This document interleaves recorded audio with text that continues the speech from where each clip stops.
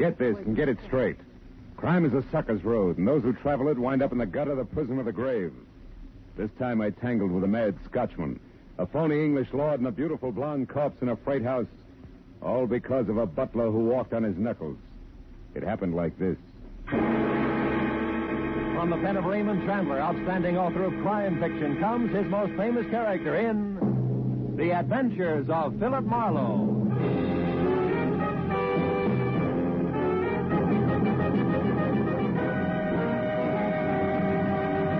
Now, with Gerald Moore starred as Phillip Marlowe, we bring you tonight's exciting story, The Monkey's Uncle.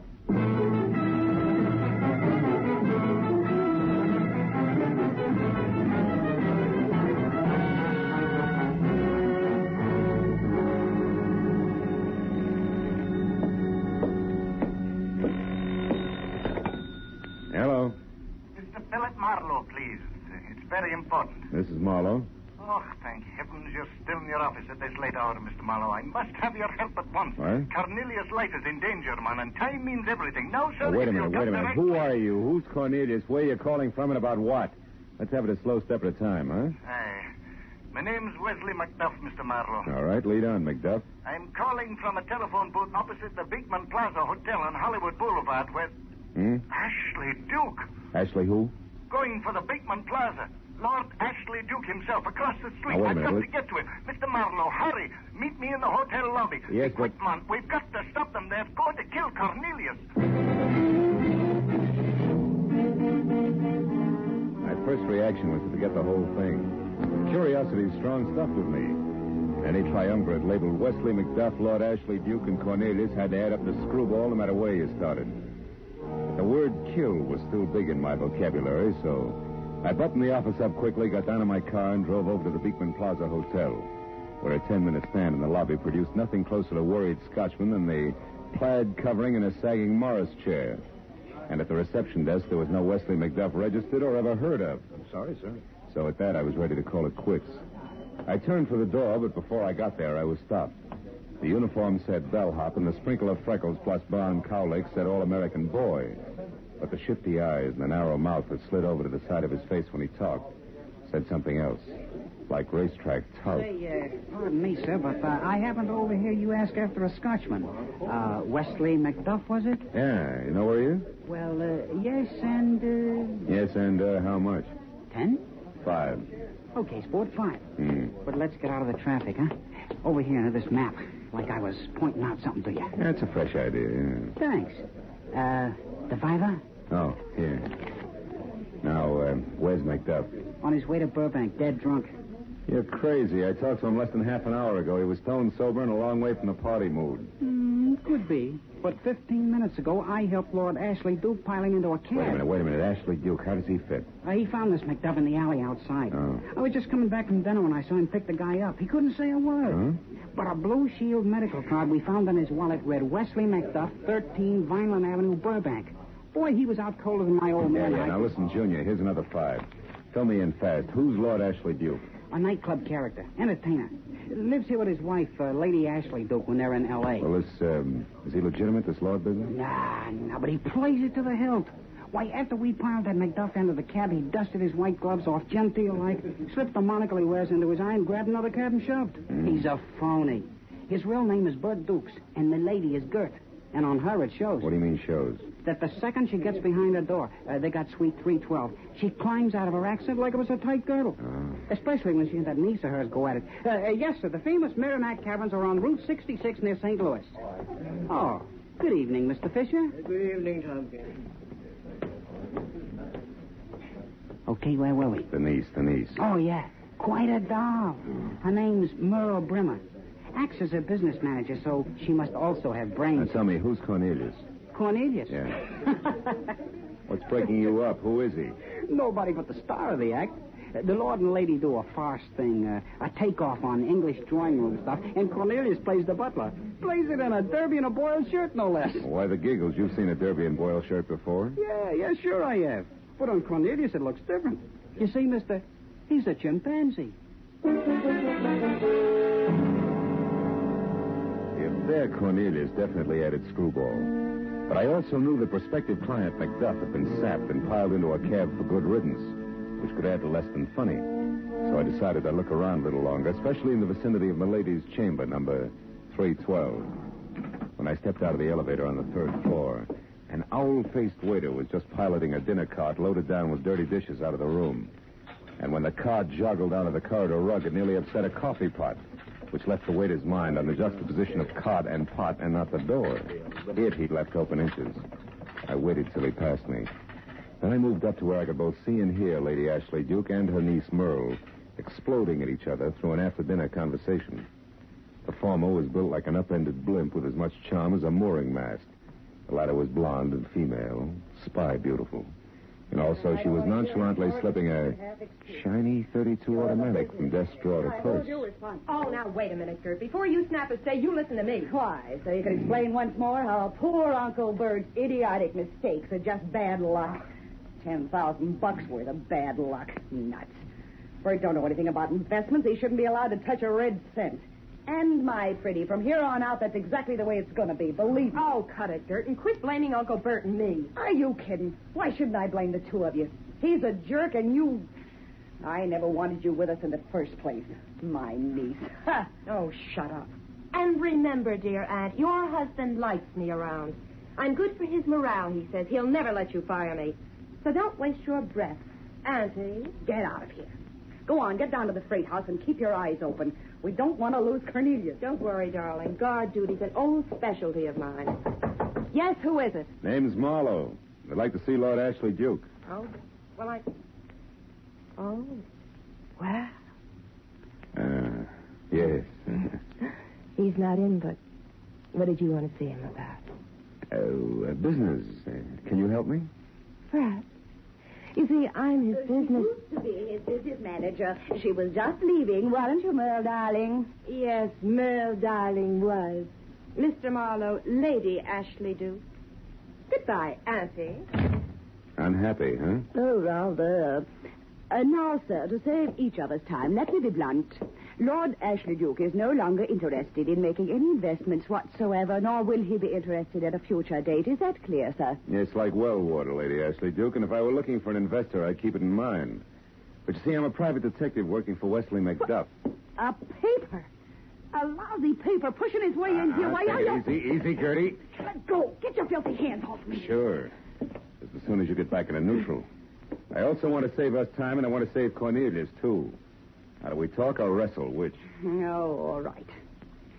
7 weeks ago, Lord Ashley Duke and I bought Cornelius from that crazy monkey raiser out in Burbank. We paid Macduff $30,000 for a run-down 17-year-old chimpanzee. Well, then why do you want to kill him? Macduff thinks you're going to. Yeah, Macduff's crazy. Just because we change our minds and instead of staying here in L.A., decide to go on the road. Macduff thinks Cornelius will catch cold and die. So he wants him back. Yeah, but you'll get your money back. Yeah. But what about the 7 weeks of work just to teach him to drop a glass? Not only that, he's a wonderful imitator. I can see your point. Besides, a deal's a deal. And we're taking the risk of Cornelius' death, not the loon who runs that Burbank animal farm. Why, that Scotchman thinks every animal in the joint's related to him. It's an old idea, honey. But look, Lady Ash... What? We've had our talk, Peter. Now get out. Go on. Go on. Get out before I forget I'm, a lady.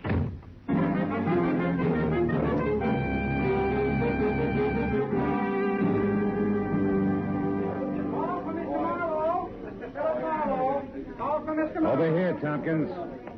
What is it? A telephone call, sir. Booth 4, this way, please. Make out all right up there? Jim Dandy.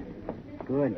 Now, if you feel I was underpaid... I feel we came out even, Buster. Besides, I'm running low on farthings. Unless, Yes? you know where the freight house Cornelius calls home is located. Blank. Okay. So long, Tompkins. Hello? Mr. Marlowe? Yeah. You all right, Macduff? Hey, it takes more than a foul blow in the dark to stop me, man. And it's just what Lord Ashley Duke is going to discover in many minutes. What do you mean? That I've run out of patience. I ain't going to act, not talk. I'm about to take Cornelius back with my own hands, and I want you to help me. Oh, now, wait a minute. Look, man, I'm in a drugstore at Pershing Square, close by the freight house where Cornelius is caged for shipment. I want you to But meet you me. can't steal him, McDuff. I can. Steal him and disguise the animal so they'll never be able to claim him again. So they won't be able to kill him. McDuff, I can't go along with that. Then I chose the wrong man. Oh. There's precious little time left, Mr. Marlowe. Tomorrow they leave Los Angeles. Now, will you help me? No. Besides, McDuff, you'll never get away with it. There's a girl, Ashley Duke's niece, who's got a gun, and I... McDuff! McDuff!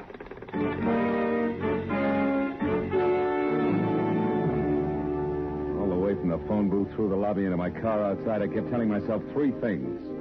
One, I wasn't working for McDuff. Two, McDuff was about to commit a crime. And three, I couldn't worry about the gun in Merle Brimmer's purse. It was all none of my business. So when I was in behind the wheel of my car, I pointed it toward my apartment on Franklin, lit a cigarette, and forgot about the whole thing. But a block later, I threw the cigarette out, turned, and headed for Pershing Square. Scouts with animal farms in Burbank obviously weren't the only crazy people in Los Angeles.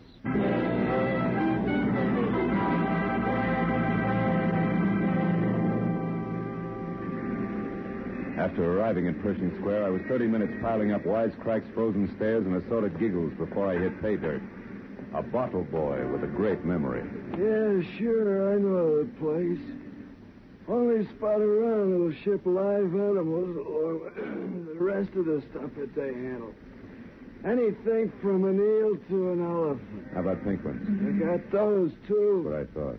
Yeah, I worked there once during the Christmas rush. Made the price of a fifth in one day. Now, look, you'll do it again right now if you can tell me one thing. The address, what is it? It's, Yeah? 44... Come on. 42... Stick with it. 4th Street. Boy. Here's 5. Crawl back in the bottle. I'll see you.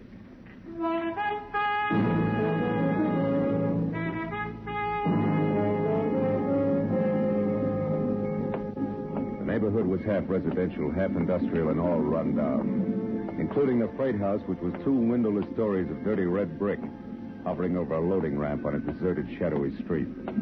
I started slowly toward it when suddenly a side door flew open and an excited old man with flashlight and giant key ring that spelled night watchman leaped out of the building, arms and legs going like twin beaters on a mixmaster. Hey, Pop! Hold it, is it the chimp? Yes, and he's raising the roof in there. Yeah? If I shoot him, I'll be fired. He's worth a fortune. Yeah, I know all about it. Come on, I'll give you a hand. Oh, okay, good. Now, let's go. Where is he? Upstairs, hanging in one window at the back. I just turned the lights on and there he was.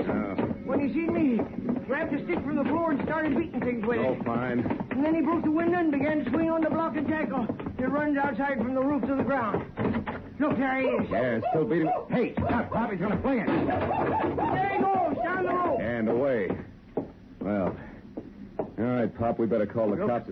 Over there, near his empty cage. It's a girl. Blood all over her head. Holy smoke. Merle Brimmer. She dead? Yeah. Beat to death with a stick the chimp just threw at us. Then you think the monkey did it? I don't know. Maybe yes, maybe no. He's a great imitator, Pop. It could have been somebody else. Not the monkey? Then who? Who else? A monkey's uncle. A Scotchman named Macduff.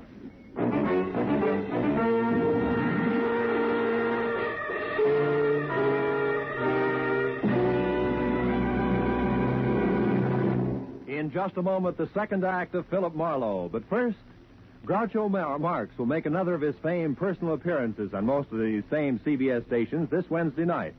Groucho Marx, whose many activities include emceeing You Bet Your Life, one of the craziest quiz shows on the air.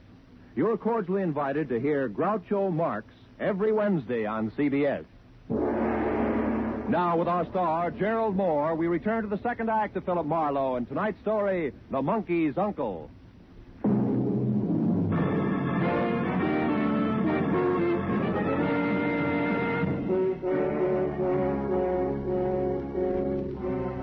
I walked around the body of the girl on the freight house floor. I took a close look at the cage lock. There was no doubt that it had been forced from the outside. The watchman staring down at the body was shaking like a motorcycle with square wheels. I took him by the arm and walked him down the stairs and outside for some air. It's terrible. I don't know what to do. Nothing like this ever happened here before, and the boss never told me what I'm supposed to do in a case like this. Well, it's easy. Just call the police. The police? Yeah. Also the SPCA and Frank Buck. Chances are we'll need them all before the night's over. Okay, mister. Thanks. Hey, who's that getting out of that cab?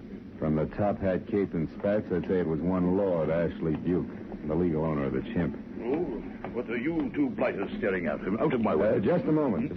Before you go inside. I want to talk to you, Lord Ashley Duke. Huh? You know my name, do you? Well, now, my Joe, that's interesting.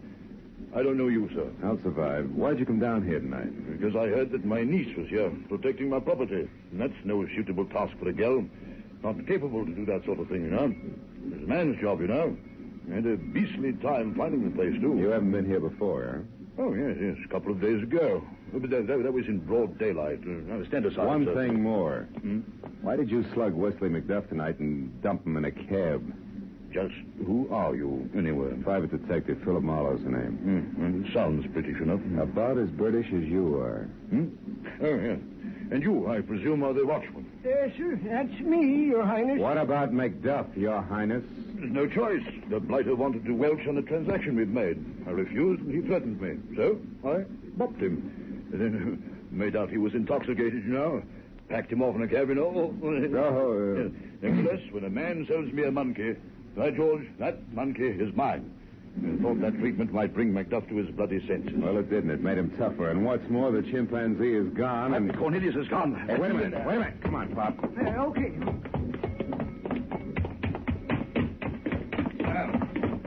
Well, dear, where are you? Well? What? Well? Well, what's happened to you? Oh, no. Merle, baby. That's the way she was when we found her.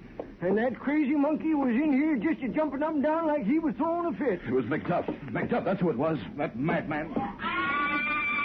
Holy mackerel, what was that? I don't know, but I'm going to find out. You stay here.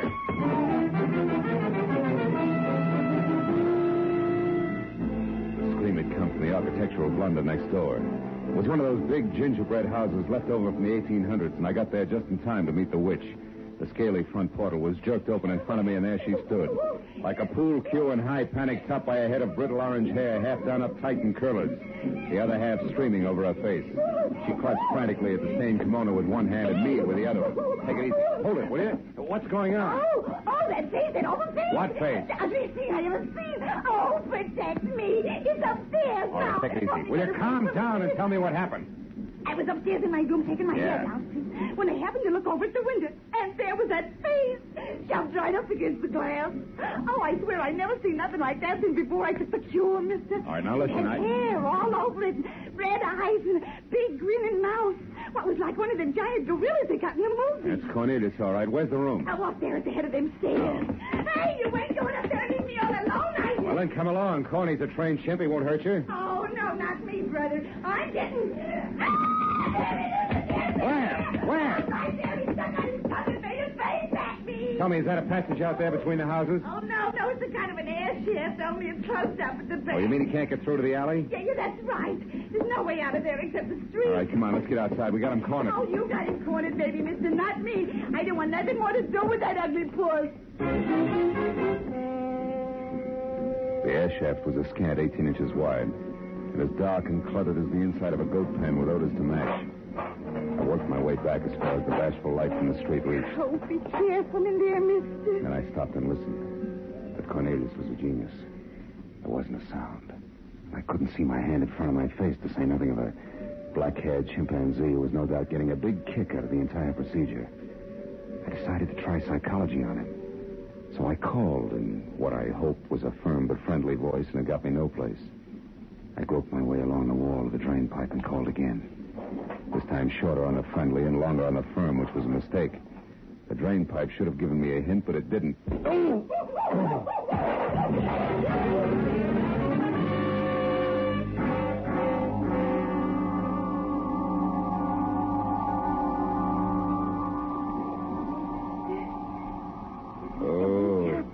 What? He looks like snap out of it, What's the mister. matter?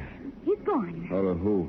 Who's gone? That gorilla. It was up on the drain pipe. It hit you on the head with something, then ran right past me and got away in a taxi. Oh, come on, let's get out. Wait a minute, baby. I could have sworn you said the monkey took a taxi. Yeah, you did. I watched the whole thing. My. As soon as it got out in the street, a man in a checkered tan with a crooked stick in his hand came out from between them buildings over there and called it. They ran up to a taxi. The driver jumped out and they drove away. I seen him. The driver jumped out and they drove away? Yeah. I don't think you took the cure soon enough. Well, I seen something else, too. Huh? A fat breed in a high hat and spats came charging out of the freight house there. Saw the cab leaving, got in a green coupe that was parked in front, and took off. Holy smoke, that's my car.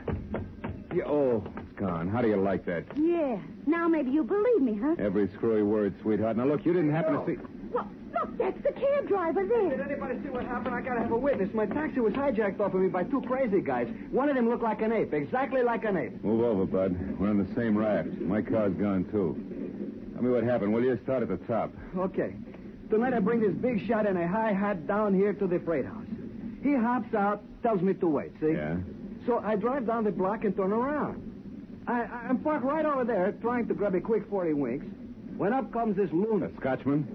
Yeah, that's him. Yeah. He throws me a fast address and starts getting in, see? I politely tell him the flag is down, but he keeps coming. You see, it's just Yeah, I know. It's just like it. Now, look, did you ever see this Scotchman before? No, never. I figure maybe he's got a snoot full of happy days, nothing more. So I'm reaching over to block him when a pair of hands that feels like a doormat with muscles grabs me around the neck. I twist around and look, and what do I see? Cornelius. Him I don't know, but an ape man is crawling in my wind. So help me, I'm rubbing noses with a missing link. Yeah, I know. Then what happened? Mac, I jump out of the taxi, and before I know it, the old geezer gives me a clout with his stick, piles in. The next thing, my taxi's gone just like that. You gotta believe me. Somebody's gotta back me up. If I try this on the cops, they'll have me in a padded cell in no time. Well, don't worry about it, fella. Just reach hard for that address the Scotchman gave you. Can you remember it? Oh, sure. Let me see. It was the Rushmore. Rushmore? Yeah, that's a down at the Hills Motel out on Vernon. Somewhere around Beverly Boulevard. Ed Nathan. Oh, stepped on something here on the sidewalk. Oh, you sure did, Judy. Smashed it, too. It looks like somebody's watch crystal. Sure, ladies' watch crystal. Oh, a nice one. See, it had this hunk of black ribbon with it. Ladies' watch. Hey, wait a minute. Let me see that. Sure, here. Velvet, see? Yeah, it sure is. It doesn't fit. Not here. No one's been here but the three of us and the chimp. So long, kids. Hey, wait. Where are you I'm going to talk to a liar about a murder. I'll see you later at headquarters, I hope. But what about my taxi? Talk to the night watchman in the freight house. You'll be good for each other.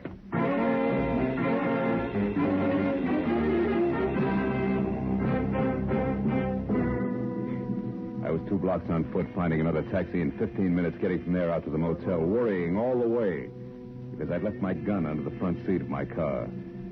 Business was slow at the Rushmore. The only cabin that showed a light was the last in the rear next to the alley. I was sure of what I'd find inside. In spite of the fact that neither the stolen cab nor my coupe was any place in sight. When I heard the voices, I decided to bluff it.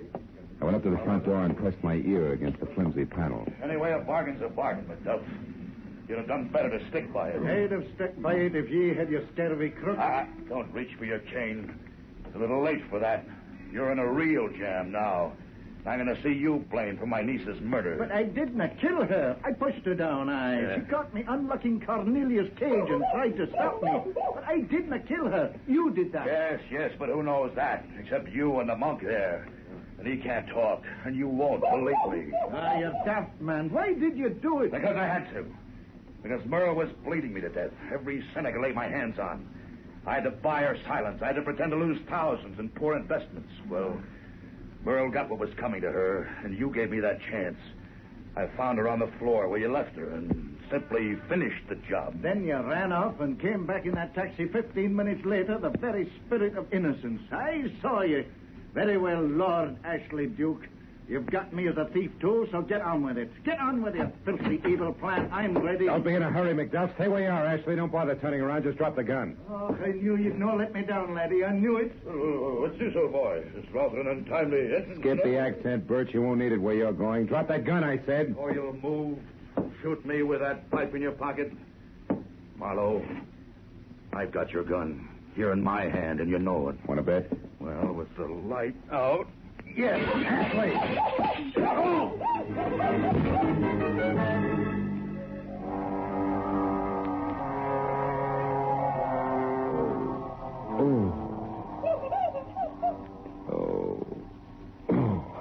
It's a very strange thing, lad. He hit you but once. But there are 2 lumps on your skull. Do you ken this condition? Never mind. Skip it. I don't want to talk about it. So, where's Ashley? Trussed up there in the corner. He should be coming around soon. You see, Cornelius, as you've no doubt learned, is a great imitator. When he saw Ashley bat you on the head with a gun, he grabbed McCain, leaped up on the dresser there, and batted Ashley on the head. Oh, no. Not with this headache. Hey. Don't tell me I'm indebted to that. Just when I was learning to hate him. Aye, we both are, for our lives. But tell me, what does a black velvet ribbon and a watch crystal mean? He mumbled that over and over while you were out. Oh. Well, that's how I knew Ashley was a liar and a killer. See, the cab driver stepped on a round piece of glass that looked like a watch crystal with a ribbon attached. Happened on the sidewalk in front of an air shaft. Actually, the glass was a monocle. Dropped by Lord Ashley Duke, eh? No. Ashley'd never been at that spot. No? But if Cornelius had, and if Cornelius dropped the monocle, it indicated that Lord Ashley Duke had been someplace with Cornelius early in the night, you see? That could only be the freight house. Yet Ashley claimed he hadn't been there for 2 days. Oh, I see. Oh, you do. Oh, my head. How about you, Cornelius? Yeah, well, that's one of the best answers I've had tonight.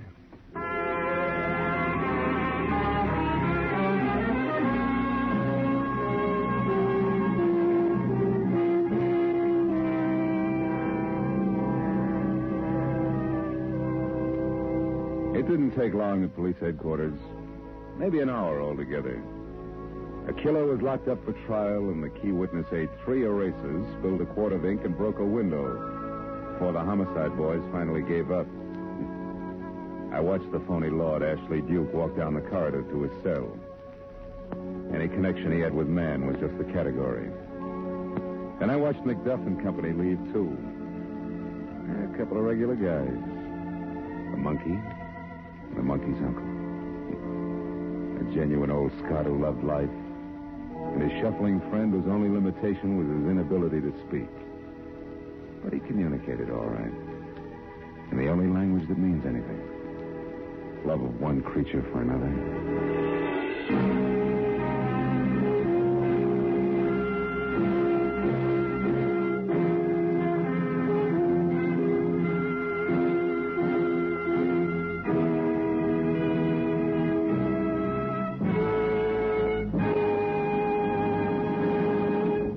The Adventures of Phillip Marlowe, bringing you Raymond Chandler's most famous character, star Gerald Moore, are produced and directed by Norman MacDonald and are written for radio by Robert Mitchell and Gene Levitt. As a special note of interest, Phillip Marlowe fans, you'll be glad to know that Radio and Television Life magazine has this week named Gerald Moore as the best male actor in radio. Featured in our cast were Mary Lansing, John Daner, Tudor Owen, Sam Edwards, Michael Ann Barrett, Harry Bartell, and Junius Matthews. The special music is composed and conducted by Richard O'Runt. Be sure and be with us again next week when Phillip Marlowe says... This time a case-hardened car hop knocked me down a flight of stairs. An honest woman was strangled by a green silk sash, and a simpering dandy was shot to death. All because of a run-of-the-mill traffic accident 500 miles away.